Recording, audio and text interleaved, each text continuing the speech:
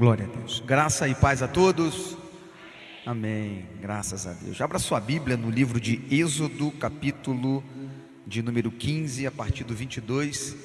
Enquanto os irmãos estão abrindo o texto sagrado, eu quero louvar a Deus mais uma vez, retornar a essa igreja tão maravilhosa, amiga, que fizemos ao longo dessa jornada de ministério. E eu louvo ao Senhor sempre por poder subir nesse altar e ministrar a palavra de Deus aqui na Shalom. Deus abençoe o pastor Lecivaldo, abençoe a equipe de obreiros, Deus abençoe a todos. Amém? Minha esposa está comigo, acho que ela foi levar a Maria Fernanda lá na salinha, né? Daqui a pouquinho ela está aí. Glória a Deus. Gabriel veio comigo hoje, segurança. Dá um tchauzinho, Gabriel. Isso, está maior do que eu já. Glória a Deus. Louva ao Senhor por estar aqui com os irmãos mais uma vez. Todos acharam, irmãos? Êxodo capítulo 15, vamos ler do 22 até o 27, diz assim: E depois fez Moisés partir os israelitas do Mar Vermelho, e saíram ao deserto de Sur, e andaram 3 dias no deserto, e não acharam água. Então chegaram a Mara, mas não puderam beber as águas de Mara, porque eram amargas. Por isso chamou-se o nome Mara. E o povo murmurou contra Moisés, dizendo: que havemos de beber? E ele clamou ao Senhor, e o Senhor mostrou-lhe um lenho que lançou nas águas, e as águas se tornaram doces. E ali lhes deu estatutos e uma ordenação, e ali o Senhor os provou. E disse: se ouvires atento à voz do Senhor, teu Deus, e fizeres o que é reto diante de seus olhos, e inclinares os teus ouvidos aos seus mandamentos, e guardares todos os seus estatutos, nenhuma das enfermidades porei sobre ti, que pus sobre o Egito, porque eu sou o Senhor que te sara. Então vieram a Elim, e havia ali 12 fontes de água e 70 palmeiras, e ali se acamparam junto das águas. E você diz amém. Pode se assentar, meus queridos, em nome de Jesus.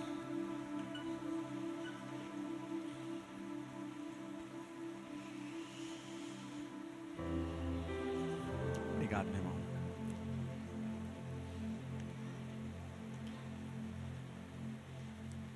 Meus irmãos,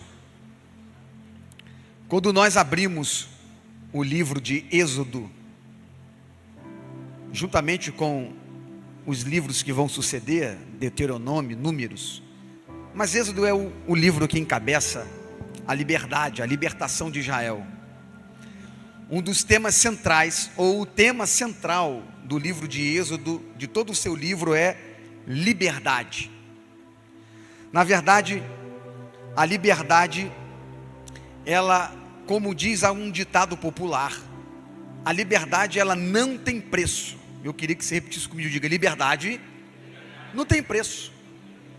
Êxodo trata exatamente dessa grande temática da liberdade. A liberdade, ela não tem preço.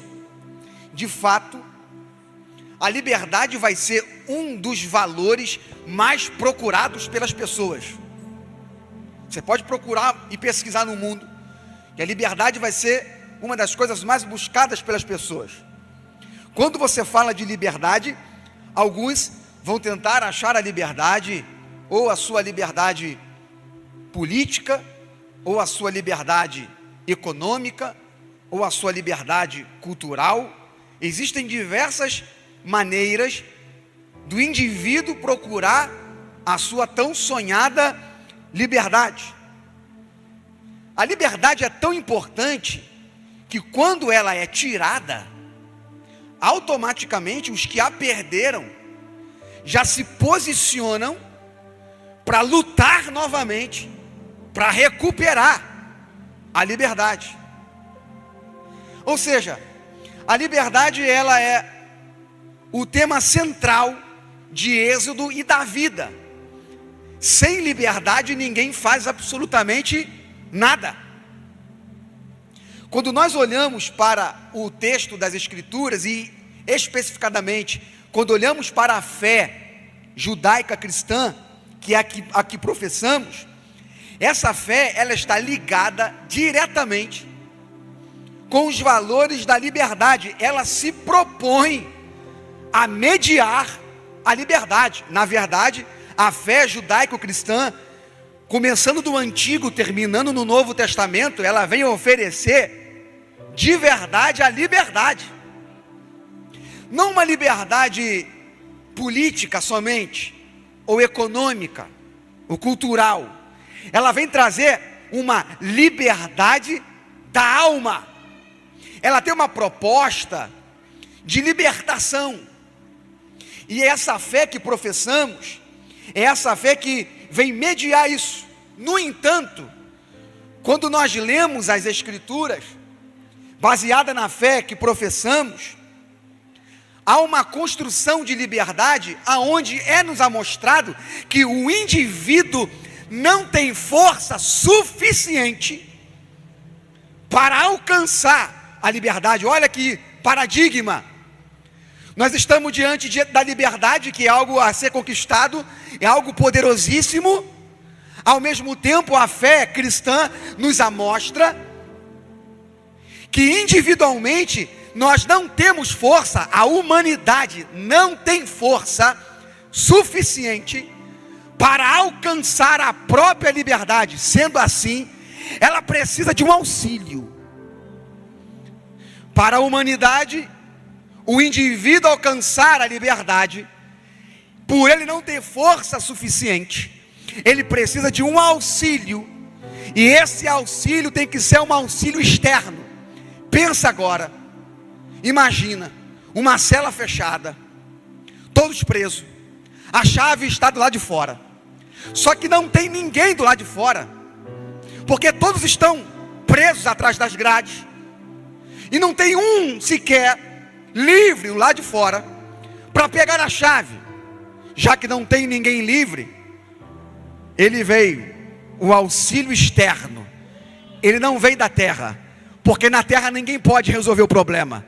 Já que na terra não tem ninguém para resolver o problema, o auxílio externo veio da eternidade. João diz: no princípio era o verbo era Deus, o verbo se fez carne e habitou entre nós, pegou a chave, abriu a porta e diz: pode vir, está livre, está liberado, já abri as cadeias, já abri as portas, já abri os grilhões. Liberdade.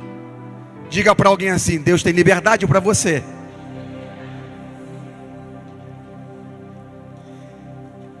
Israel está vivendo a liberdade nesse exato momento.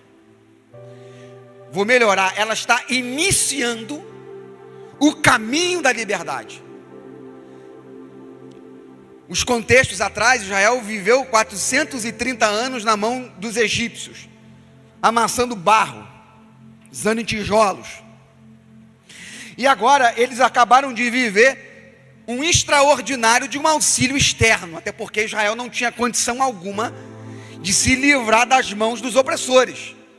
Não tinham poder, não tinham grana, não tinham recursos financeiros, não tinham exército, não tinham absolutamente nada, mas eles tinham o que os outros não tinham. Eles tinham Yahvé, o Todo-Poderoso.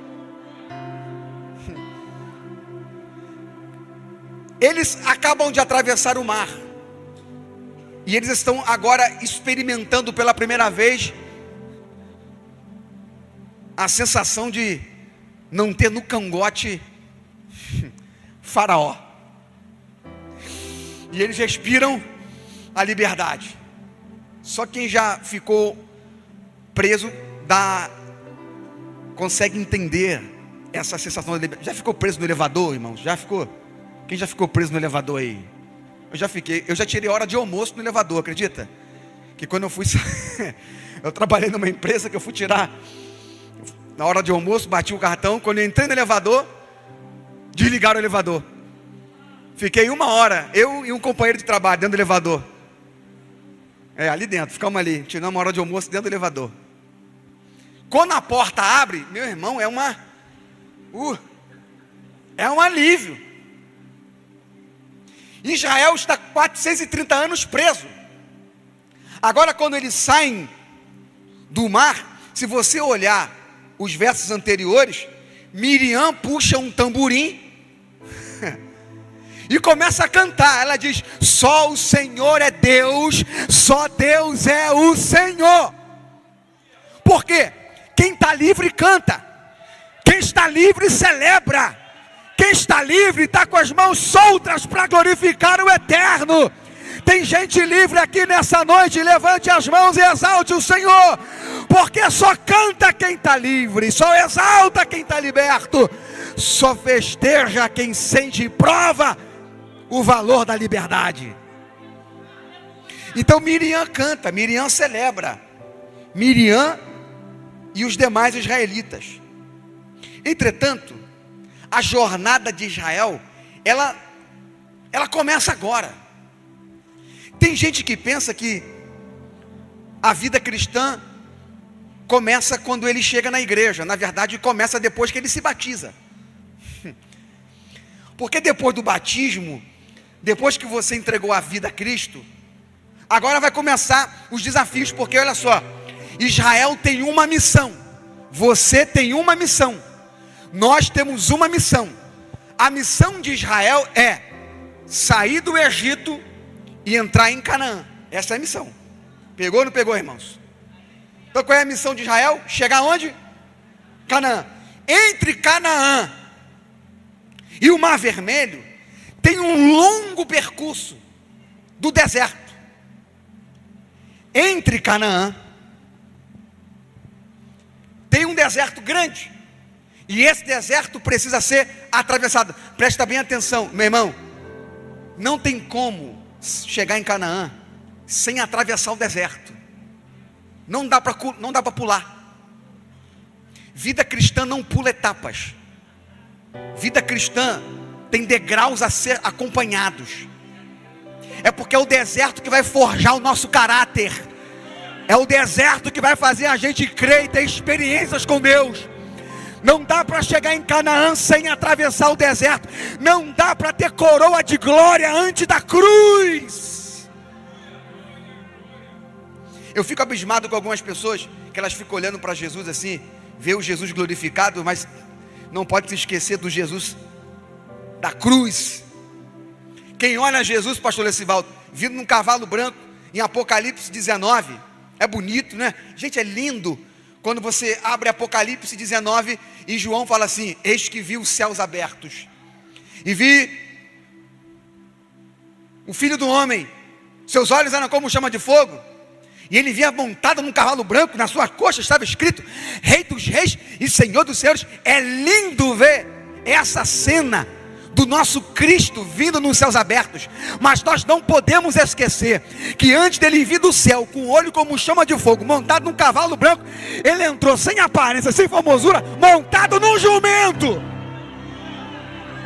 Ei, seja a boca de Deus para alguém, diga assim: antes do cavalo branco, monta no jumento e vai dando glória no jumentinho. É no jumentinho da humildade, é no jumentinho. É ali, tem deserto, meu irmão. Aramandarassúria. Tem deserto para atravessar, não é fácil não. Tem noites mal dormidas, tem madrugadas de lamento. Estou sentindo Deus aqui, irmãos.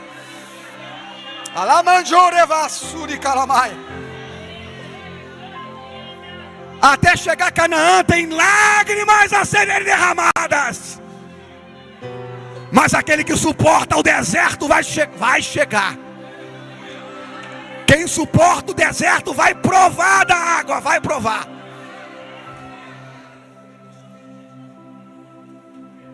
Israel sai do mar. 3 dias depois, eu queria que você repetisse comigo, 3 dias. Você sabe que 3 dias é profético, né? 3 na Bíblia é profético. 3 dias depois, a cantoria sumiu. O pandeiro foi guardado na sacola. A festa e o brilho nos lábios da congregação sumiram, porque 3 dias andando pelo deserto, acabou um dos bens mais preciosos que a gente possui: água. Você imagina o deserto do Sinai, 3 dias, o último gole, acabou a água. E o que me chama a atenção aqui é que eles estão num deserto que a Bíblia chama de deserto de Sur. O nome Sur em hebraico significa muro, lugar de limite. Rapaz, isso aqui é muito forte. Sur. Quando você sai do Mar Vermelho, você tem uma missão. Qual é a missão? Vou chegar em Canaã. Aí, a euforia da missão deixa a gente animado. Poxa, estamos saindo do Egito, vamos atravessar o deserto e vamos chegar em Canaã, na terra prometida. Só que tem um deserto chamado muro, limite, lugar de limite. Eu não quero te amedrontar, mas até tu chegar na tua Canaã, vai ter que atravessar o deserto de Sul, lugar de limite. Sabe o que é o lugar de limite? É aquele lugar que tu fala assim: como vou passar daqui? Como vou transpor esse limite? É alguém que está olhando de longe dizendo: como é que Israel vai fazer? Como ele vai passar no deserto de Sul? Mas eu tenho uma palavra profética para você: o Deus que te fez atravessar o Mar Vermelho vai fazer você atravessar os limites de Sur.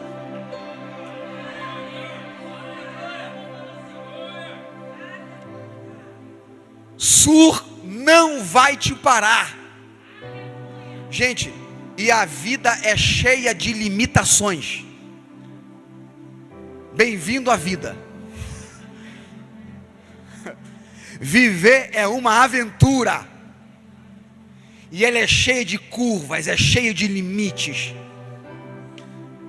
Mas o Deus das Escrituras, o Deus do Evangelho, Ele não diz que vai ter vida fácil, Ele diz que vai estar conosco no caminho. Ele não disse que não vai ter lugares de limite, Ele disse que vai nos fazer passar por eles. Sur, dentro de Sur, tem um lugarzinho que todos nós vamos enfrentar um dia. Quem não enfrentou, vai enfrentar. Ô pastor, o senhor está lançando uma palavra? Não, faz parte da vida. Tem um lugar chamado Mara. Tem alguma Mara aqui, irmão? Tem não, né? Tem não. Amém. Mas se tiver, é abençoada. Mara. Mara é um lugar que é chamado de amargura. O nome Mara significa amargo. Porque na verdade, quando eles chegam em Mara, eles têm uma sensação de que o problema da água vai ser resolvida. Sabe por quê? Lá tem uma espécie de oásis, aparentemente. Tem um lago. E quando eles chegam perto da água, possivelmente eles já pensaram: olha, vamos resolver o problema. Tem água para todo mundo. Só que a água de Mara era água amarga. Significa que aquela água tinha componentes venenosos. Quem fosse beber das águas de Mara não conseguiria atravessar os desertos. Para atravessar o deserto tem que estar vivo. E a água de Mara mata. Eita Jesus. No meio do caminho nós vamos encontrar algumas maras para tentar matar. Vai tentar matar. Vai tentar matar. Mas quem está ligado sabe, essa água é venenosa, essa água é amarga. Isso não é água boa não. Alguém olhou e disse: vão morrer. Mara nos traz a ideia de decepções. Já viu aquele lugar que você chegou e falou assim: cara, vai ser daqui? É agora que eu vou conseguir. Aquilo que Deus me prometeu vai vir daqui agora. Oxa, olha, está tudo indicando que vai vir dali. Aí você coloca todas as suas expectativas, sabe? Aí quando tu chega, vai provar da água, é Mara. Aí parece que você fica assim, poxa, andei tanto tempo, pensei que ia resolver o problema agora, pensei que ia provar agora da água, mas é Mara. Mara são as decepções da vida. E deixa eu te falar uma coisa, entre o Mar Vermelho e Canaã, nós iremos ser decepcionados várias e várias vezes. Porque Mara nos ensina a não depender de pessoas. Mara nos ensina a não confiar cegamente nos homens. Mara nos ensina a depender do eterno.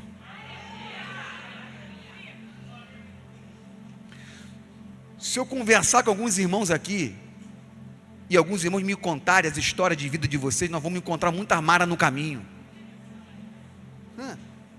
Vai dar vigília aqui, de quantas Maras encontramos, que nós depositamos as nossas fichas, dizendo, é dali que vai vir, eu vou beber dessa água agora, oh glória, já dá até um culto de ação de graças antes, pensando que era ali, mas não é, porque Mara engana, Mara é enganosa, Mara tem a aparência de que é coisa boa, mas quer te matar.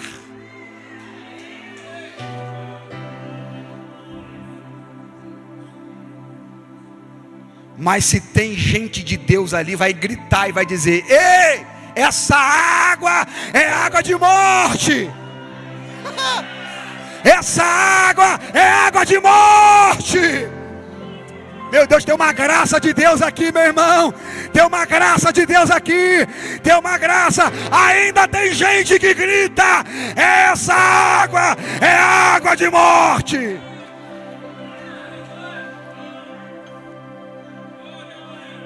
Moisés,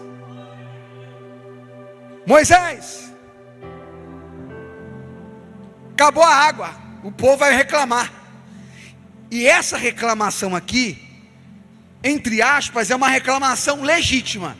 Eu não estou dizendo que Deus apoia a murmuração, nada disso. Mas essa aqui, ela é legítima, porque Moisés é o líder. Moisés tem a responsabilidade de levar o povo até Canaã. E agora a água acabou. Como ele é o líder, ele conhece o caminho. Então, o povo vai até ele e pergunta, Moisés, acabou a água, nós vamos morrer. E de fato é verdade, sem água o povo ia morrer.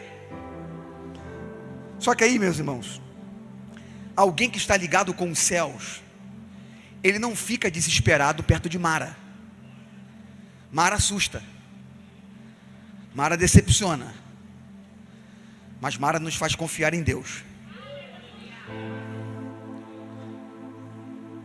O verso 25 diz assim, então Moisés clamou ao Senhor. Isso aqui é lindo. O termo clamar aqui traz a ideia de grito, gritar. Pode ser traduzido como gritou ao Senhor. Meu irmão, para onde Moisés ia? Pensa você, me ajude aqui agora. Para onde que Moisés ia? Ele ia reclamar com quem? Com a Sedai? Com as águas do rio? Para onde que ele ia? Não tem de onde tirar, pastor Lecival. Mas Moisés sabe quem é a fonte. É por isso que nós não podemos colocar as nossas fichas todas em Mara, porque nós sabemos que quem tem água boa, quem tem água boa? Pergunta para o irmão, quem tem água boa? Quem tem água boa? Quem tem água boa? Diga, eu não tenho água boa, você não tem água boa, mas eu conheço alguém que tem água boa.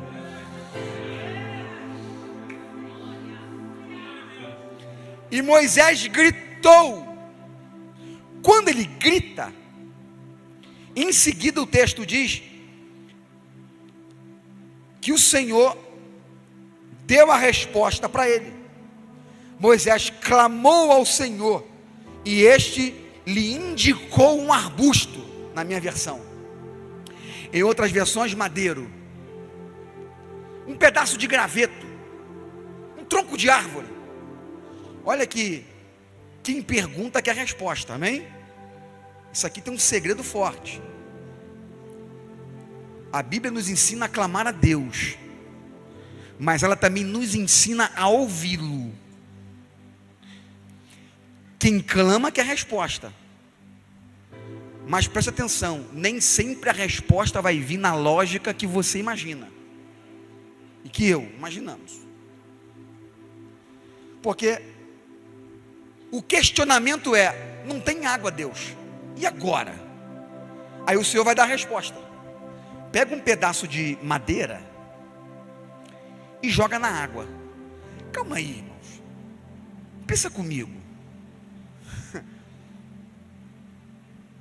Pensa comigo, o que um pedaço de madeira vai provocar na água e vai acabar e converter a reação química para a água ficar boa?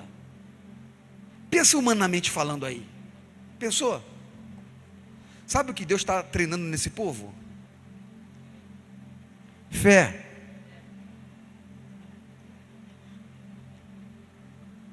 O problema é que a gente quer entender tudo o que Deus está falando.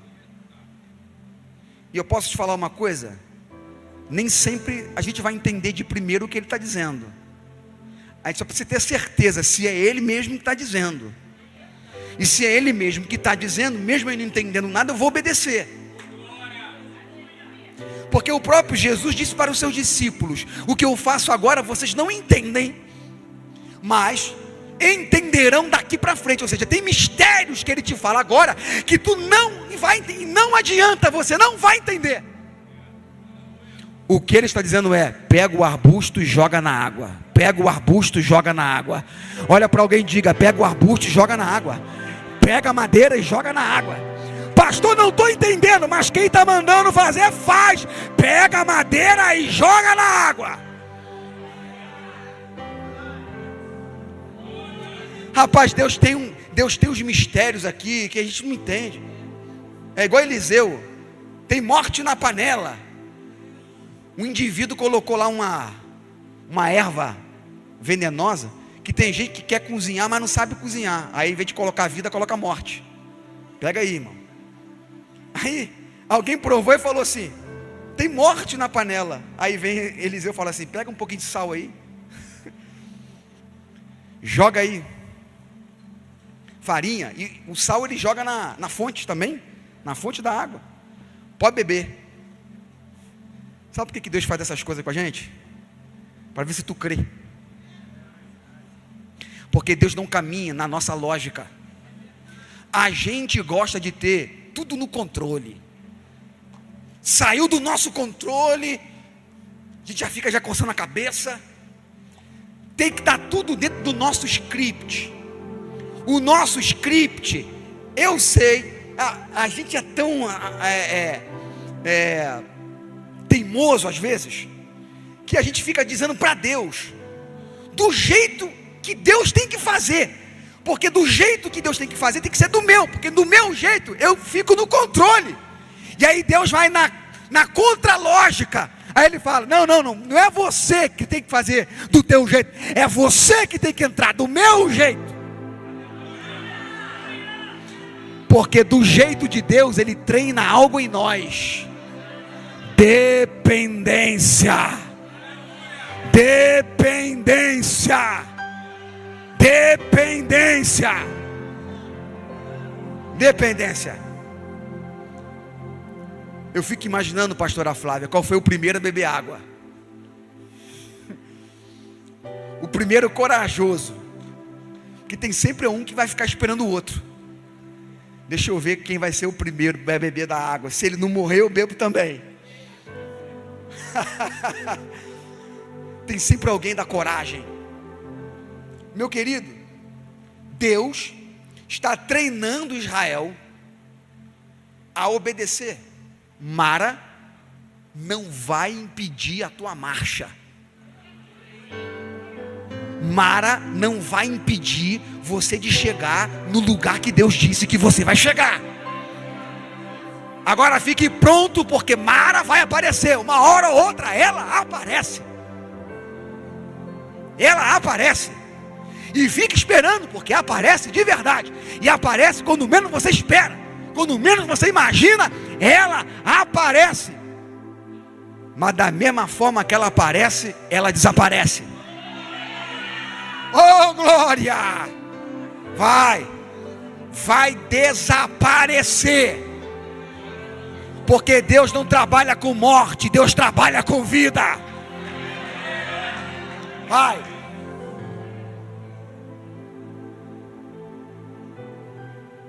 Na verdade, Deus está usando Mara, a situação de Mara, para ensinar Israel a obedecer os seus estatutos. Porque obedecer, pegar um galho de árvore, jogar na água para depois beber, obedecendo isso, eu já estou treinando algo maior que vai vir no futuro. Bom, se vocês conseguem me obedecer, pegando um galho de árvore e jogando na água, e beber essa água que era amarga e agora está doce, vocês vão conseguir me obedecer no futuro, porque eu tenho um negócio para vocês no futuro. Pensa, nós estamos no capítulo 15. O capítulo 15 é anterior ao 20. O capítulo 20, as leis das tábuas, vai descer através de Moisés do monte. Ou seja, eles ainda não têm as leis de Deus, vão receber ainda. Deus está dizendo para eles: olha, eu estou treinando vocês a ouvir as minhas leis e obedecer.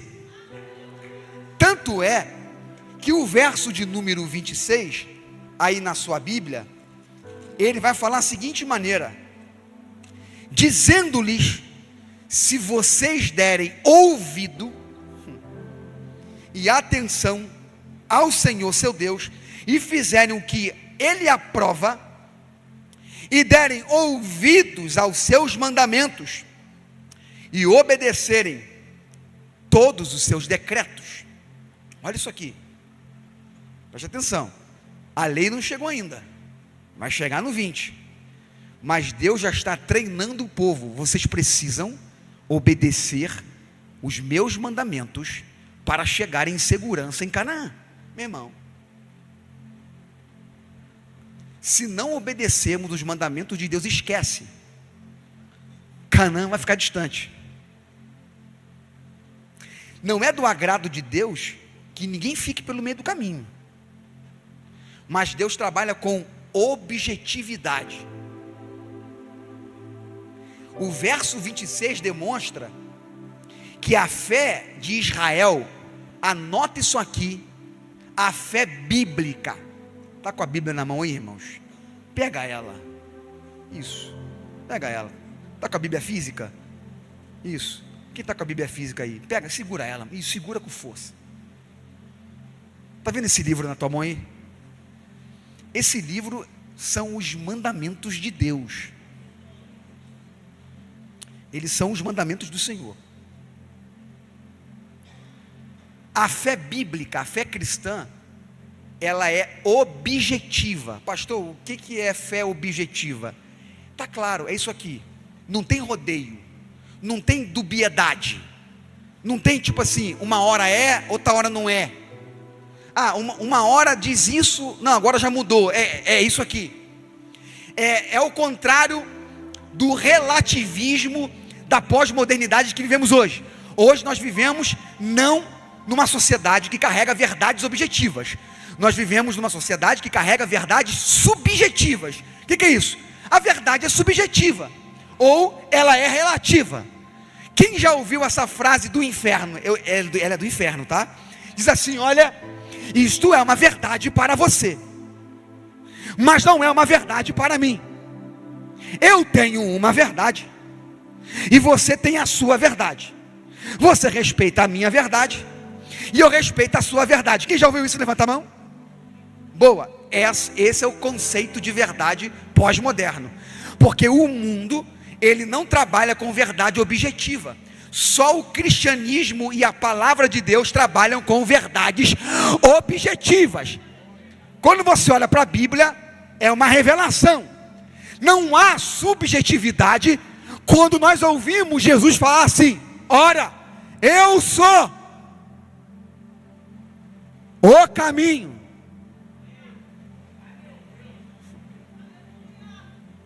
Não é que tem um caminho que é verdade para você e outro caminho que é verdade para o outro. Não, não é que tem isso. Eu sou o... Não, você vai repetir comigo. Vamos lá, 1, 2, 3. Eu sou o... Ele diz, eu sou a... Queridos, não tem subjetividade aqui não. Eu sou a... Verdade e a vida. Verdade e vida. Não é que existe um outro tipo de vida, um outro tipo de verdade. Só existe uma única verdade. E o mundo fica doido. Essas ideologias pós-modernas ficam malucas quando ouve a gente cristão dizendo o seguinte: que é isso? Tem verdade sim. Tem verdade. A moralidade também tem verdade. Tem verdade na ética, tem verdade na moral, tem verdade nos bons costumes, tem verdade sim. Quem disse que cada um é detentor da sua? Nós temos uma verdade. Se deres atenção ao Senhor teu Deus e o ouvirem e guardarem os meus mandamentos, porque não basta ouvir, tem que obedecer.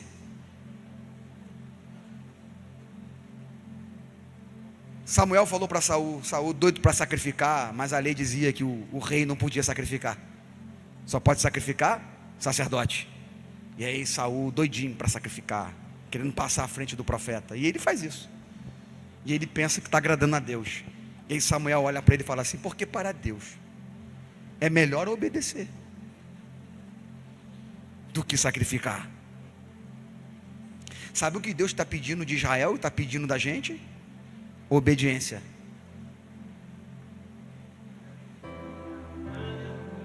Para de ouvir aquele amigo da faculdade. Para de dar confiança àquele teu vizinho que não sabe nada de Deus. Tu fica olhando para ele, conselho bom. Para, irmão. Porque lá no meu trabalho tem um amigo lá que falou isso. Para de andar nos conselhos dos ímpios. Salmo diz, Salmo 1: bem-aventurado o que não anda segundo os conselhos dos ímpios, e nem se detém no caminho dos pecadores, mas o seu prazer está na lei do Senhor, e nela medita de dia e de noite.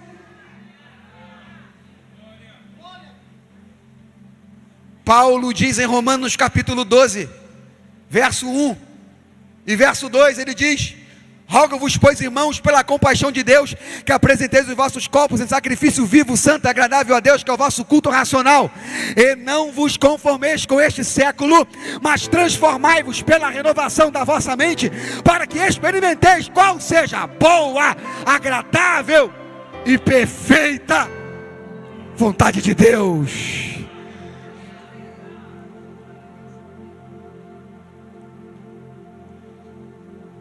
A mente é renovada. Sabe o que Deus quer trabalhar em Israel e na nossa mentalidade?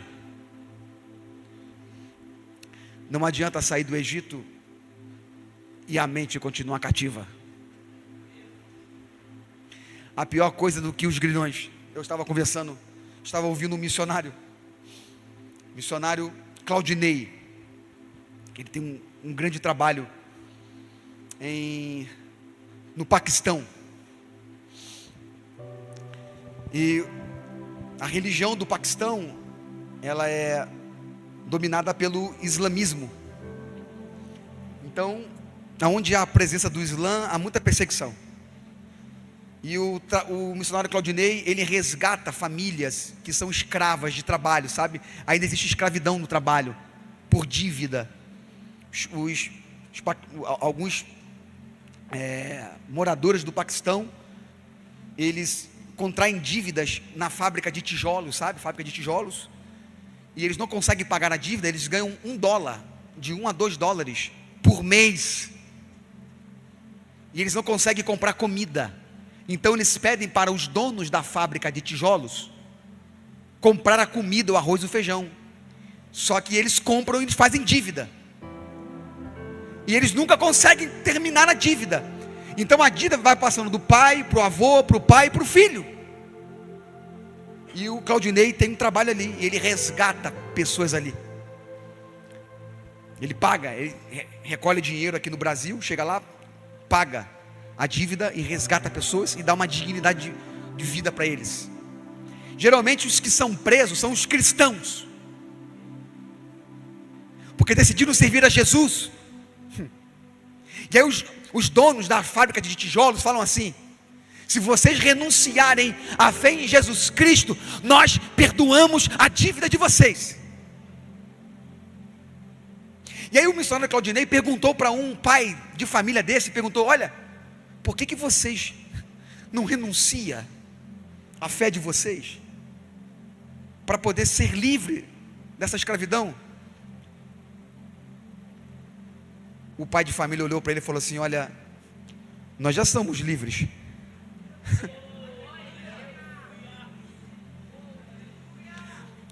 A gente está preso aqui, mas aqui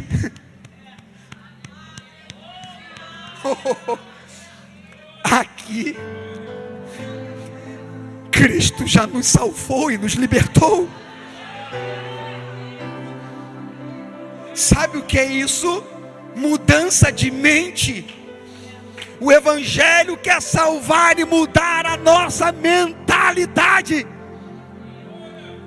para que a gente experimente a verdadeira liberdade. Porque Deus tem coisas grandes para nós. Verso 27, já estou terminando. Depois que o Senhor dá um choque de realidade neles, Deus amostra a eles um lugar. Amém? Um lugar. Diga para alguém assim: Deus tem um lugar para você. Diga assim: ó, suporta Mara. Isso, não pare em Mara. Não perca tempo com Mara, porque tem Elim te esperando ali na frente. Tem, irmão, tem Elim. Elim. Quando ele chega em Elim, pastor Lecivaldo, o que tem lá em Elim? 12 fontes e 70 palmeiras. Que lindo isso aqui. 12 fontes equivale às 12 tribos de Israel. Tem uma fonte, pastor Lecivaldo, para cada tribo. Não precisa brigar. Tem uma fonte para cada tribo. Porque quando Deus faz bonito. Deus faz faz. Detalhe, tem 70 palmeiras. Esse texto aqui lindo, ele é construído de uma maneira tão bela, porque 12 equivale aos 12 patriarcas e 70, vocês estão lembrados? Quando Jacó, ele sai de Canaã e vai para o Egito, eles chegam ali com 70 pessoas, sabe?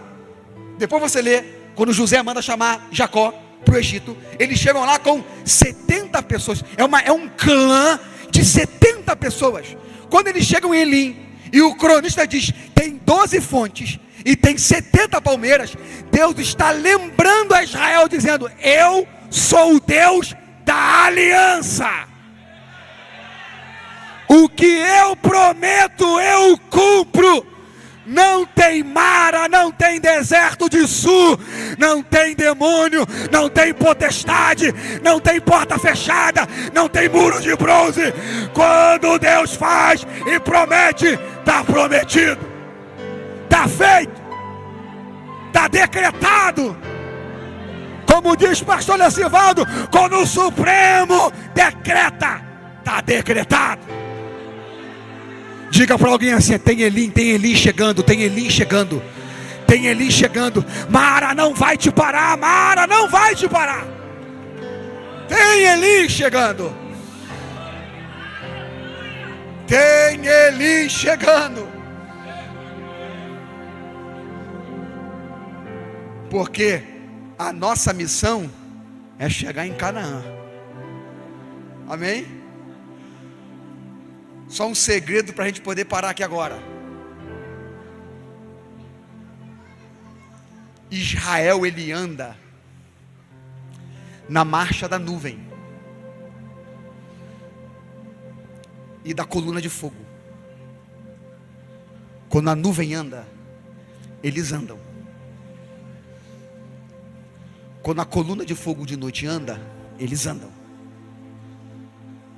A nuvem parou em Elim, porque era Deus dizendo: aqui é lugar de refrigério.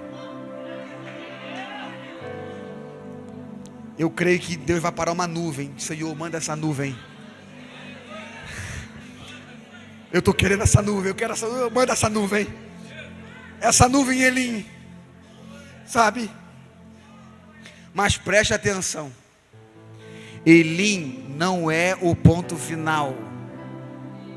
Quando a nuvem andar, anda.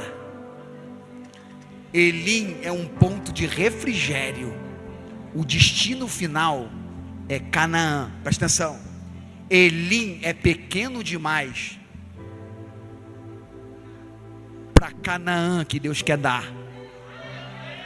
Elim é um ponto de parada de refrigério, mas o lugar da promessa é Canaã. Pegou, irmãos? Pegou aí? Então você não vai parar em Elim. Elim, você vai ficar até a nuvem andar. Andou. Ah, Senhor, mas está tão gostoso aqui. Está gostoso, mas a nuvem andou. Nós não somos guiados pelo que vemos, somos guiados pelo que Deus está vendo. Canaã. Nós vamos chegar lá. Você crê? Você vai chegar? Eu vou chegar. Eu vou chegar. Você vai chegar? Nós vamos chegar. E vamos cantar a vitória lá. E não vamos olhar para trás e vai dizer: valeu a pena o deserto de Sul, valeu a pena passar por Mara, valeu a pena, valeu a pena, valeu a pena, valeu a pena, valeu a pena. Valeu! Aleluia!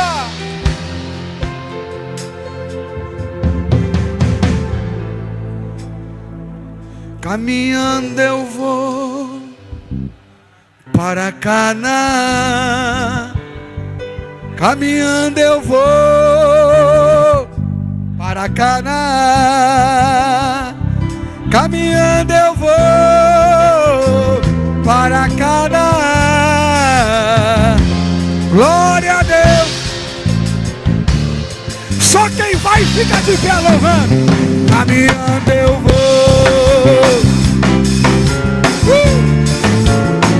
Caminhando eu vou.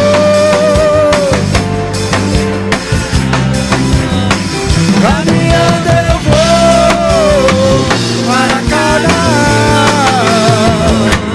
Glória a Deus, caminhando eu vou para Canaã. Se você não, mas eu vou. Não me peça ir.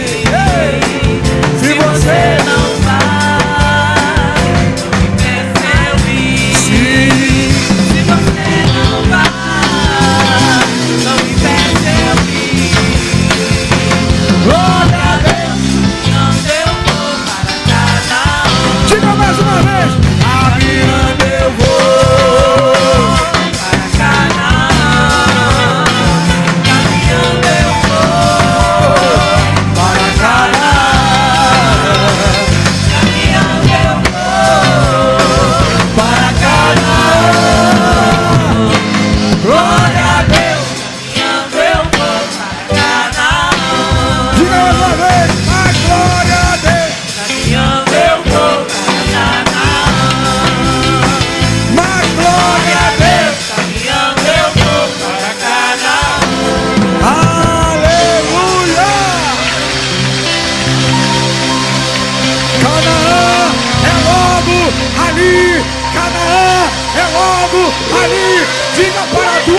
as pessoas. Canaã é logo ali. Canaã é logo ali. Canaã é logo ali. Deus abençoe. Glória a Deus.